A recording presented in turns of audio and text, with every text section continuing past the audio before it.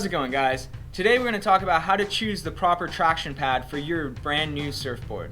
When deciding what traction pad's right for you, you need to consider the tail of your new board. Like with this top one here, I have a pretty tight pin tail, and I want to choose a pad subsequently, something with a nice tight tail that's going to fit within the dimensions of this without being too close to the rail line. Then you can always spread out the front of the pad to get your proper coverage, but it's gonna fit within that tail. This next board, you'll see we have a wider squash tail, and I've picked a octopus pad that would give me a little bit better coverage. It starts a little wider at the tail, and then from here I can always spread it out a little bit to get the proper coverage without spreading it too much. On the next one, you'll see that I have an even wider tail, and even this pad just looks tiny on it, and we would have to spread it far too much to make this a pad that would work for this board. In this case, I went ahead and went with a Channel Islands fat pad, which is extremely wide, and it would give me all the coverage I need, and even with this I could spread it out a little bit just to give me full coverage of the tail. If you guys enjoyed this video,